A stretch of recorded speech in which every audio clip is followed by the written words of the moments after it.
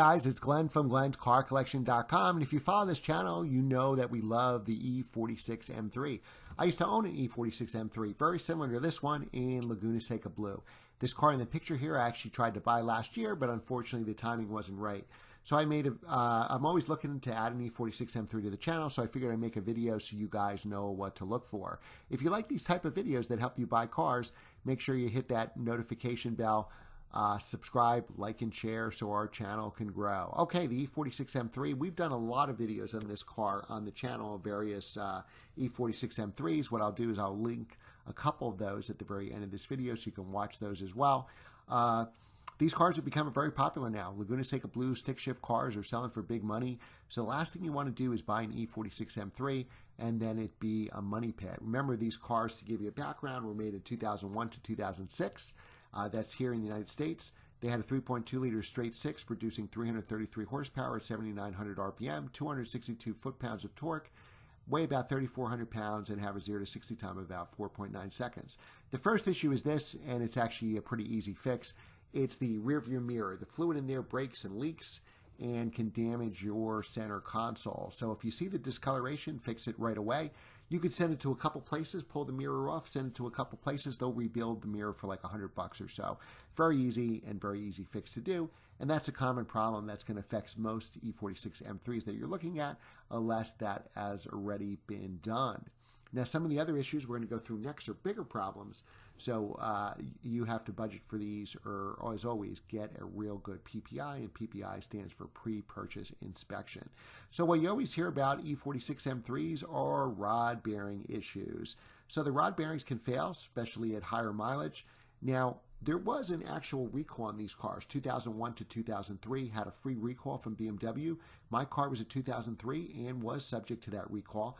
Cars that in the refresh were 2003.5 or 2003.5 to 2000 through 2006 model year cars had the rod bearings already upgraded. So really you only have to worry about that if you have cars that are 2001 to 2003. So what if you're buying one of those cars and you don't know if the rod bearings were ever done? Maybe these cars are older cars now, so they've had a lot of different owners. The owner doesn't have any proof. Well, if he doesn't have a service record proving it, go down or call your local BMW dealer, give them the VIN number of the car that you're considering purchasing, and they can look up the system whether that recall was ever carried out. If it was carried out, you don't have a problem. If you have no evidence that it was ever carried out, then you should have the rod bearings replaced. Now, these cars came in two transmissions, a 6-speed manual and a sequential manual transmission known as SMG. The manuals were pretty reliable. I've drove this car here in the video. I think it had 150,000 miles on it. I mean, there's really no problems with the manuals. Obviously, you might have to replace the clutch at some point, but the SMGs tend to have more problems. We may do, my car was a 6-speed manual. Maybe I'll do a separate video on the SMG, and again, always get a good pre-purchase inspection. These are great cars, but they are rising in value, so they're going to cost you more money to acquire. So always leave yourself extra to do repairs. So another issue with these cars that you'll hear about all the time is the dreaded Vanos issue. Now that's located in the front of the engine here. It's a variable valve timing, and these could fail, certainly at high mileage. What happens is there's a hub, and those hubs crack, and they could do damage to your engine. Now, how do you know if your car has a Vanos problem? Well, it'll make a very distinct noise. There are other YouTube videos that'll get into those noises that you can hear, and you'll hear that noise at idle when you have a Vanos problem. Again, if you're not sure, before you purchase the car, take it to a pre-purchase inspection at a local BMW or a qualified BMW mechanic. If for some reason they don't PPI the car, then don't buy it.